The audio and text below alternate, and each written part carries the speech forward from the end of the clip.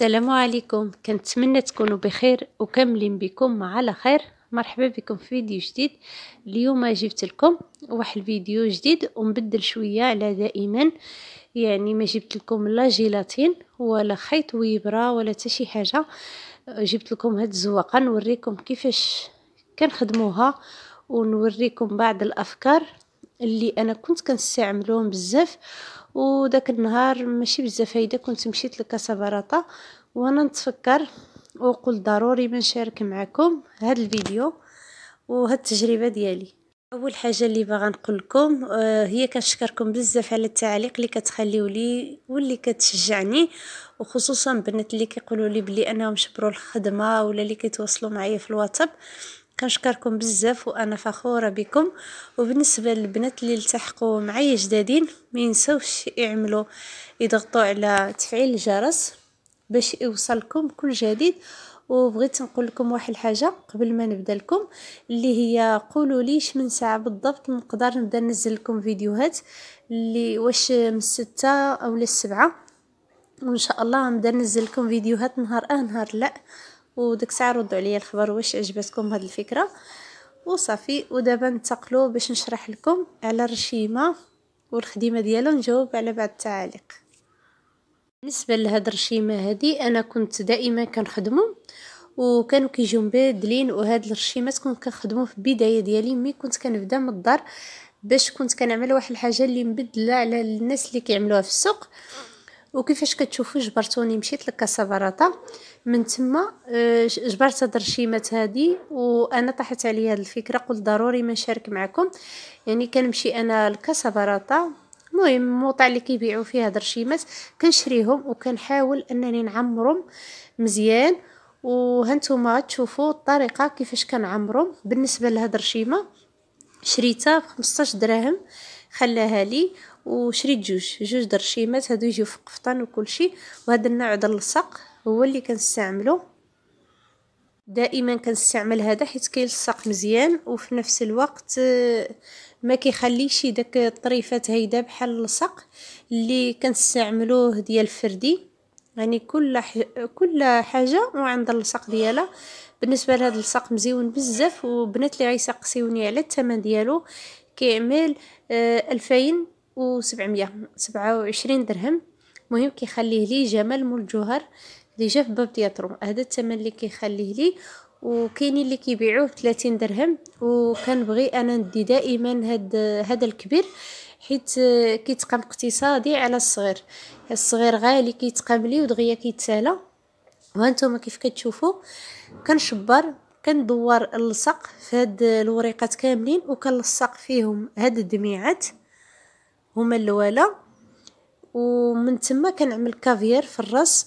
وحاجه اخرى اللي باغا نقول لكم هي نقدروا حنايا نخدموا هاد الرشيمه هذه بالخيط والابره.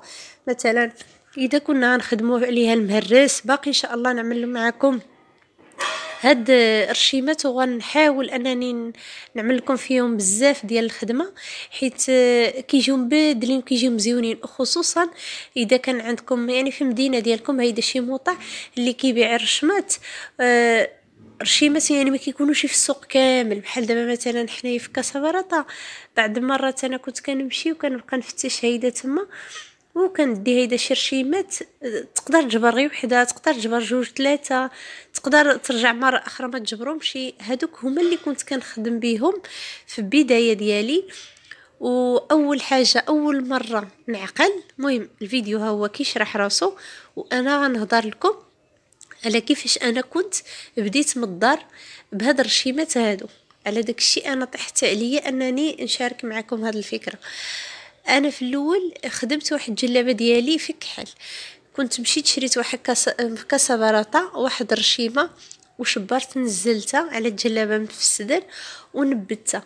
مهمين نبتها وعمرتها بالحجار وداك الشيء. وكانت شافتها واحد البنت في الحومه اللي هي صاحبتي شافتها وعجباتها بزاف، قالت لي زعما خدم لي بحالها وداك الشيء. وكنت خدمتها لها كنت عاقله خدمتها لها ب 500 المهم 600 درهم هكذا 500 درهم هاد الثمن. وديك الساعه جيت انا قلت له شوف ما تقول حتى شي واحد باللي انا هذا الثمن اللي عملت لك، يعني اذا سقسك شي واحد زيد لي الثمن. هذه هي الفكره اللي باغا نوصل لكم. الناس اللي غيبداو يخدموا في الدار دائما يشبروا بعض الناس، يعملوا لهم ثمن مناسب، حيتاش في الاول كتكون يلاه باديه ضروري ما تعمل ثمن شويه ناقص، كتعمل الثمن لشي واحد ناقص وكتقول له اذا بغاو الناس بحاله الثمن يكون زايد ها شحال ها شحال. بهذه الطريقه كيجيو عندك الكليان بزاف وكيخدموا عندك. المهم انا هذه هي الطريقه اللي استعملت ملي كنت في الدار. انا بديت بواحد صاحبتي وهي جابت لي صحابه وصحابه جابوا صحابهم، وبقيت هيداك خدامه حتى وصلت لواحد الدرجه اللي كنت ما بقيتش كنقدر انني نستقبل شي واحد في الدار بقوه، شي داخل شي خارج. دابا ساعه كيجيو نتوما عارفين الدار، يعني ملي كتكون عامله محل خدمه في الدار شويه صعيبه، وخصوصا كانوا كيجيو في اي وقت، يعني تحشم تقول لهم لا ولا ما تجيوشي. وخصوصا انا ماشي من النوع اللي نقدر نقول للواحد لا ما تجيش في هذه الساعه او لا اسمح لي انا مشغوله ولا شي حاجه، يعني اللي جا مرحبا دخل. ايوا صافي. المهم بهذه الطريقه انا باش بديت خدمت. يعني انا اللي باغا نقول لكم هما الناس اللي غيبداو الخدمه من الدار دائما حاولوا تعملوا شي حاجه مبدله، وتعملوا شي حاجه يعني مزيونه ومبدله شويش وفي نفس الوقت رخيصه، يعني ما تقاملكم شي غاليه. واللي مزيون ومميز في هذا الرشمات هو مي كتخدموهم كيعطيو واحد المنظر مزيون بزاف، حيت الرشمه كتكبر وكتجي واعره وكتجي رائعه. وباقي ان شاء الله نعمل معكم رشيمه بحال هذا النوع هذا، نعمل معكم بزاف اللي كيتخيطوا حتى بالخيط والابره. غير شنو هذه انا بغيت نزبق لكم حيت كنعمل هذه اللي باللصق كان خدمه. اول حاجه كتجيني سهله، يعني نص ساعه نقدر نساليها، وديك الساعه مي كنركبوها فوق القفطان اولا فوق جلاب ديك الساعه كنعاودوها بالخيط والابره. ومي كنجيو نعاودوها بالخيط والابره داك الدميعات داك الحجيرات اللي هما على شكل دميعه هادوك هما اللي كندخلوا فيهم الخيط. المهم كنخدموهم مزيان. وبالنسبه اذا كانت مبره راه حتى هاد الرشيمه تقدروا تقلبوها وتعملوا لها اللصق وتلصقوها على قفطان مبره، حيت مبره ما كيخرجش اللصاق وتا حاجه صافي. وداك الساعه ملي كتقلبوها ديك الساعه كتعاودوها اذا شتيتو بالخيط والابره غير الاحتياط، وفي نفس الوقت باش حتى الكليانه ما تقولش باللي انتوما عطيتوها لصقتوها لا غير باللصاق وعطيتوها لا. يعني من تقلب الجلابه ديالها تشوف شويش الخيط يعني مخيطه. حاجه اخرى تقدروا ديوهم تموالي للحجار رشيمه بحال هيدا.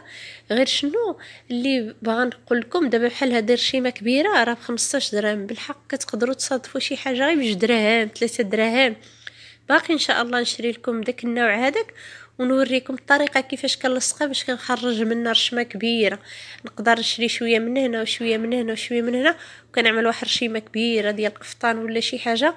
والنبته هي بالخيط والابره على حسب، يعني اذا بغيتي تتقام لك رخيصه ومزيونه انيقه تعملها مهرس دائما كيرد واحد الحاجه، يعني الثمن ديالها طايح ناقص الثمن ديالها. تقدروا تبيعوهم لموالين الحجار، وخا ما يبغيش مثلا يشري من عندك تقدر تقول له انت خليها عندك، يعني تكون متاكده باللي غتجي شي خياطه تكون واقفه على داك الرشيمه وتديها. ولا مثلا شي واحد خصو يعمل بيع وشراء ولا شي حاجه الكرا ولا هذا يقدر يستعن بهاد الرشيمات هادو راه مزيونين بزاف. حيت انا بيدي من عملت الكرا المره الاولى كنت كنكري للناس القفاطن كنت كنشري بحال هاد النوع د الرشيمات. شنو انا ما كنتش كنفوت 20 درهم 20 درهم لتحت. كنمشي للكسبرات في الصباح باش كتكون شويش الدنيا خاويه وكنبقى نفتش شدي هادي وزادي وزادي وزادي وزادي، حيت كسبرات كيكون تما واحد السلعه ديال على برا النصارى. هذاك الشيء هو اللي كيميز الحاجه.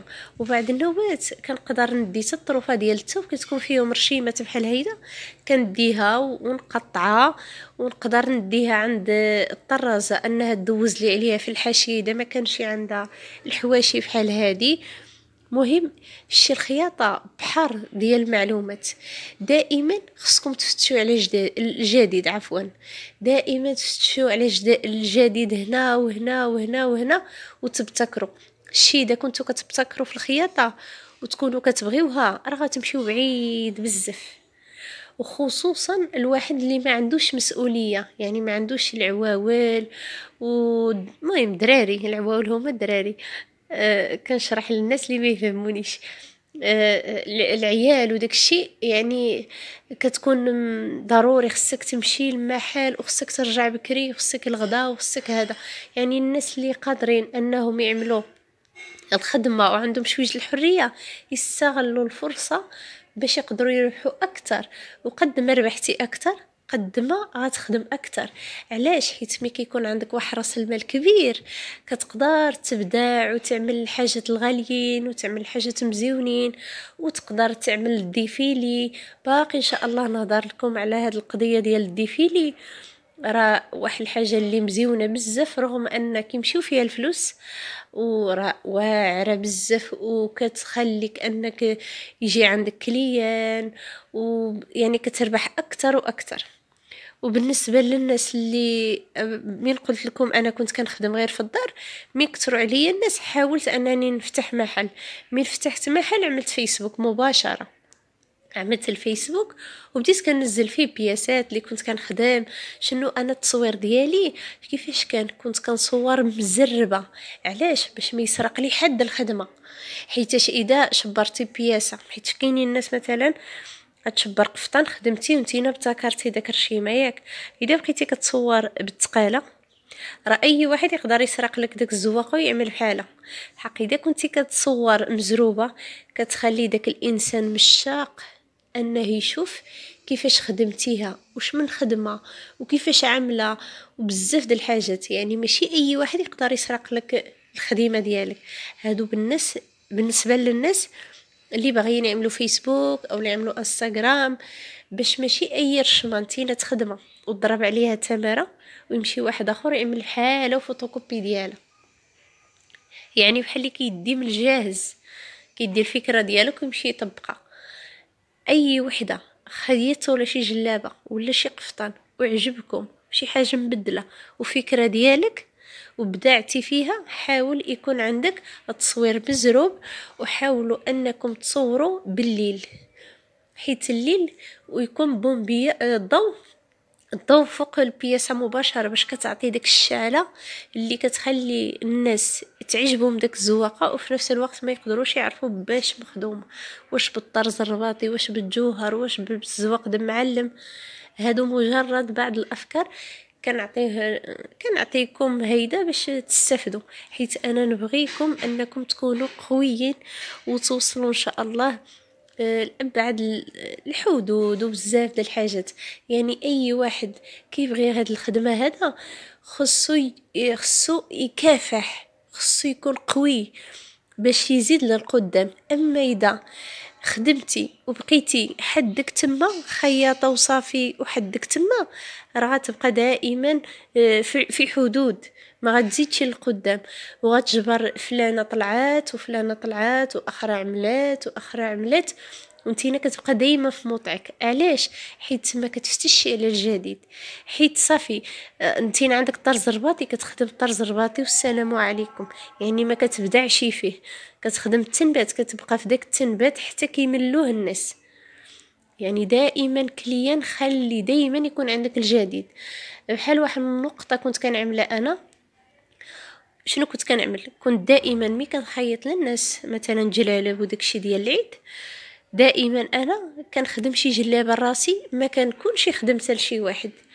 اللي كتخلي مثلا كليانه كتقول لي شو ديالك خدمتيها مزيون وعلاش ما وريتيها لي شي من الاول، وكنت يعني كتخلي الواحد انه يبغي يرجع عندك مره اخرى، حيتاش عندك ما تعطي، حيتاش ماشي داكشي اللي عطيتيه هو اللي كاين. فهمتوا اللي كنبغي نوصل لكم؟ هادشي ما كان مهم. الرشيمه ديالنا هانتوما شفتوا كيفاش خدمتها بالتفاصيل، وحاولت انني ما نزربش الفيديو باش تفهموا اكثر. انا خدمتها غير باللصق وشبرت، عملتها شويش في السطح تحت القيله باش تضرب فيها الشمس مزيان. عملتها تما باش تشبرت مره، ودابا غنقيها غير من بعد هاد الخويطات وهاد الشيء وصافي، وغتكون جاهزه انني نخدمها ولا نلصق على اي حاجه يعني بغيتها. وهذه هي الفكره اللي كانت اليوم. انا باقي ما لقيتهاش من بعد الخيوط وداكشي. الحق انا كان خصني ضروري ننزل لكم فيديو اليوم حيت بارح تعطلت عليكم، كان عندي شي ظروف وهما اللي خلاوني انني نتعطل. وكنتمنى يكون عجبكم فيديو ونكون خفيفه وظريفه على قلوبكم.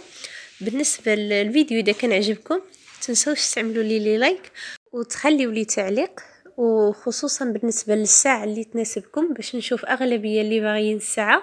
انا قلت وقيله نبقى ننزل لكم كل نهار في 6 د العشيه. وكيفاش كتشوفوا ها هي الرشيمه ديالنا كيفاش مهم جات مزيونه. كنتمنى تعجبكم، وهذه كانت بمجرد فكره نزلت على هذا الثوب خضيضر شويش زيتي ديال واحد صاحبتي، نزلته عليها غير باش تعطيكم هيدا شويش. باقي خصني نقيها غير من هاد الحجيرات اللي زايدين وداكشي وصافي تكون جاهزه ومكموله وكل شيء. هذه هي الفكره ديالي اليوم، وباي باي مع السلامه الى فيديو جديد. وكيف ديما نبغيكم تكونوا دائما قويين وما تستسلموش، واي حاجه دازت في حياتكم ماشي هي هذيك ما تعطيوها شيء اكبر من الحجم ديالها. يعني كل حاجه عطيوها قد ما هي كتستحق، ما تخليوش شي حاجه اللي تغيركم في حياتكم، باش دائما تكونوا مزيانين وخلقوا راسكم السعاده باش تكونوا فرحانين. وباي باي مع السلامه.